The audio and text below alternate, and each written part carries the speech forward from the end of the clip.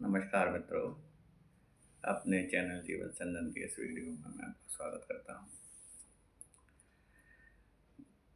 जैसा कि आपको विदित है कि नवरात्रि के प्रथम दिवस यानी कि कल से मैंने एक श्रृंखला आरंभ की थी,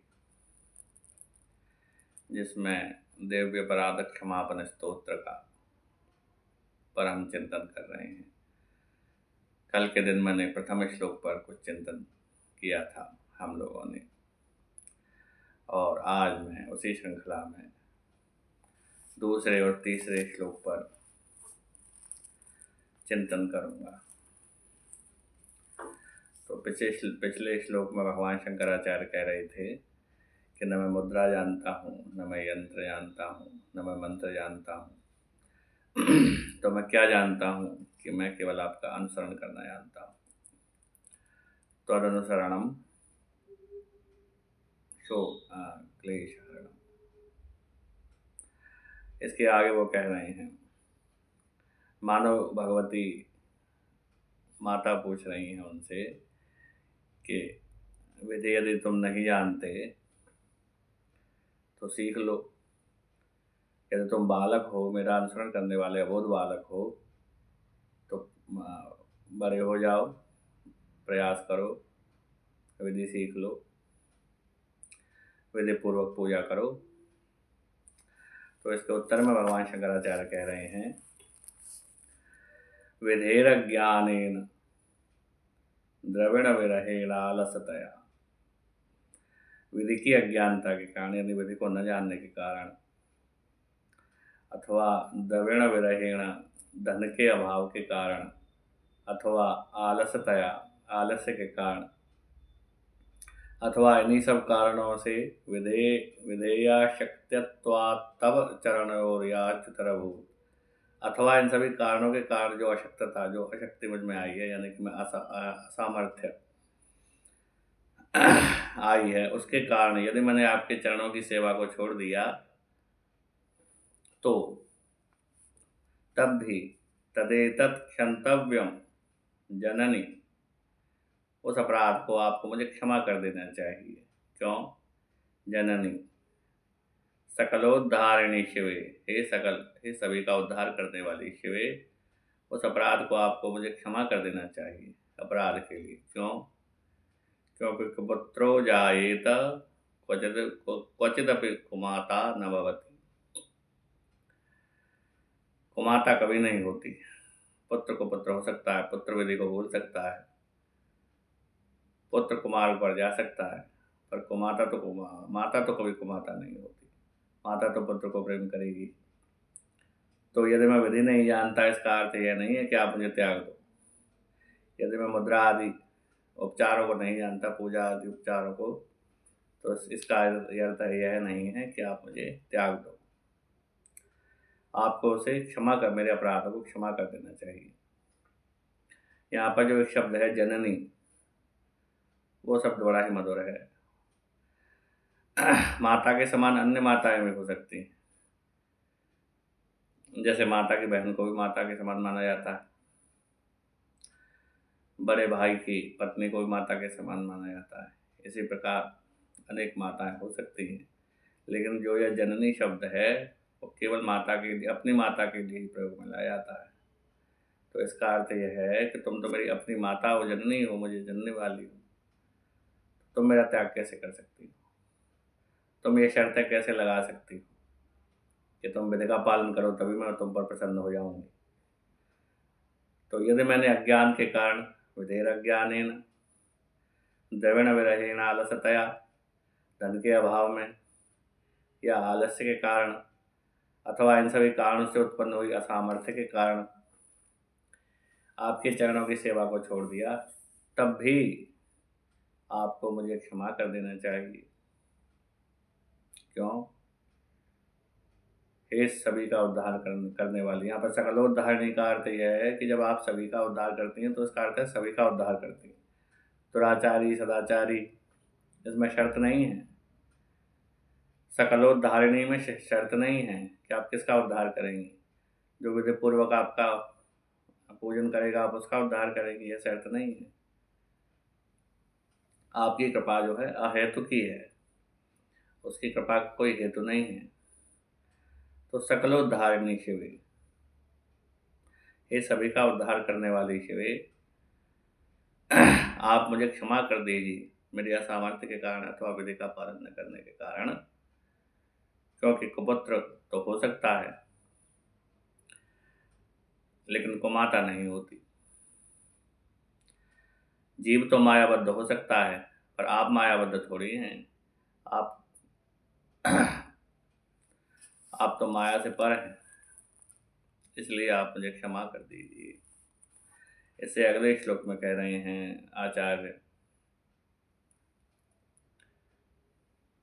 पृथिव्यां पुत्रास्ते जननि बहवः संति सरलाः। आपके सरल पुत्र तो इस पृथ्वी पर बहुत हैं। सरल का अर्थ यही हुआ कि ये जो जितनी भी असामर्थ्य मैंने बताई है उस सामर्थ्य को रखने वाले, विधि का पालन करने वाले, आलस्य न करने वाले, जिनमें विधि की सामर्थ्य है वह है, आपके चरणों की सेवा करने वाले सरल पुत्र तो बहुत हैं। परम तेषां मध्ये, लेकिन उन सभी के बीच में विरल तरलो हम तब सुतः, मैं ही कुछ विशेष हूँ, मैं ही कुछ अलग हूँ, मैं थोड़ा सा चंचल हूँ, मैं तुम्हारा चंचल पुत्र हूँ। वो तो सब सरल हैं लेकिन मैं ही तुम्हारा एक चंचल पुत्र हूँ, लेकिन तुम्हारा ही पुत्र हूँ। ये याद दिला रहे हैं कि पूरा पुत्र तो तुम्हारा ही हूँ, चंचल हूँ लेकिन तब स्वतः तुम्हारा ही पुत्र हूँ।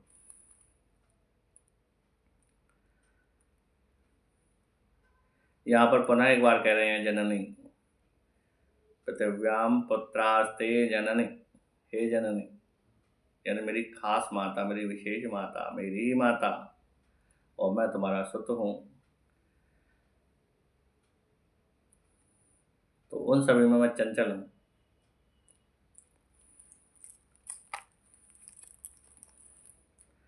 तो इसलिए मदीयोऽयं त्यागः समुचितमिदं नो तव शिवे, तुम यदि मेरा त्याग कर रही हो तो ये आपके लिए उचित नहीं है। क्यों? क्योंकि कुपुत्रो जायेत क्वचिदपि कुमाता न भवति। यदि आप मेरा त्याग केवल इसलिए कर रही हो कि तुम्हारे अन्य पुत्र तो बहुत योग्य हैं और मैं अयोग्य हूँ, तो मेरी इस अयोग्यता के कारण मुझे त्याग देना आपके लिए उचित नहीं है। क्यों?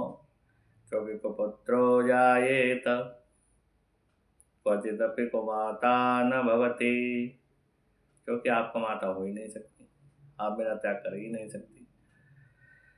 मैं तो कुपुत्र हो सकता हूँ, मैं तो दुराचारी हो सकता हूँ, आचरणहीन हो सकता हूँ, पर आप मुझे त्याग नहीं सकते।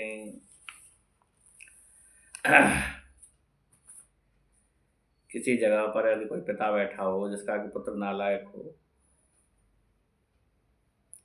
और कोई आकर उससे कहे कि यदि वो अमुक जो है वो आपका ही पुत्र है, तो एक सामान्य पिता भी भले ही उसे त्याग दिया हो, अपनी संपत्ति से बेदखल कर दिया हो, लेकिन उस समय तो वो यही कहेगा हाँ हाँ वो नालायक मेरा ही पुत्र है,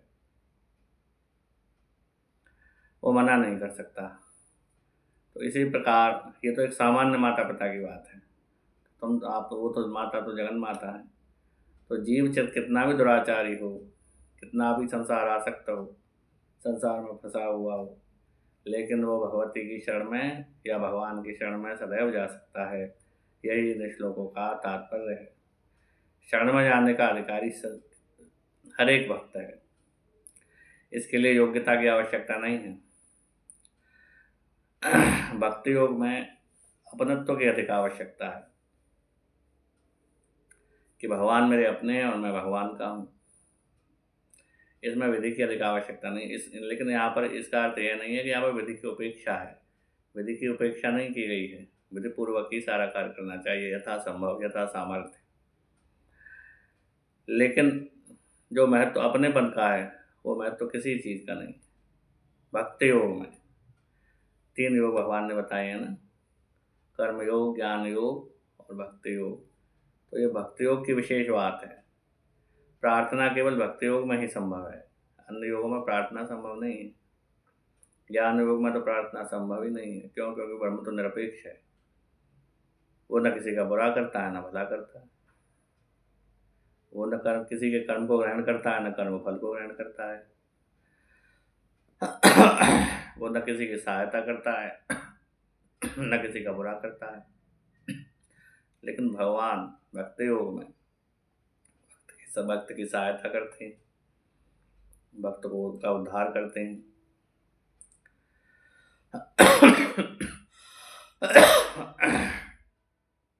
तो इस प्रकार भगवान शंकराचार्य अपना अधिकार माता पर जताते हुए कहते हैं कि यद्यपि मैं विधि नहीं जानता, मैं मुद्राएं नहीं जानता, मैं मंत्र नहीं जानता, लेकिन मैं तुम्हारे पीछे चलना जानता हूँ।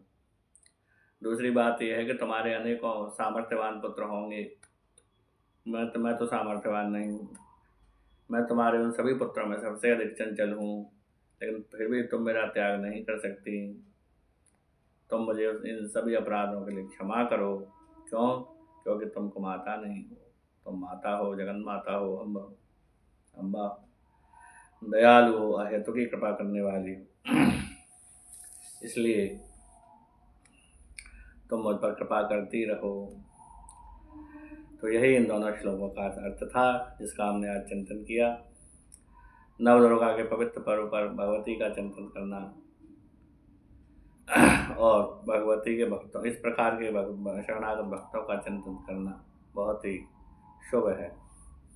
तो आज के इस वीडियो में मैं इतना ही कहूँगा, और आगे के श्लोक के लिए आपको कल तक की प्रतीक्षा करनी होगी। पीछे के श्लोक की व्याख्या आप मेरे पिछले वीडियो में देख सकते हैं, और आगे की वीडियोज़ के लिए भी इस चैनल से जुड़े रहिए। आज की वीडियो में इतना ही। नमस्कार।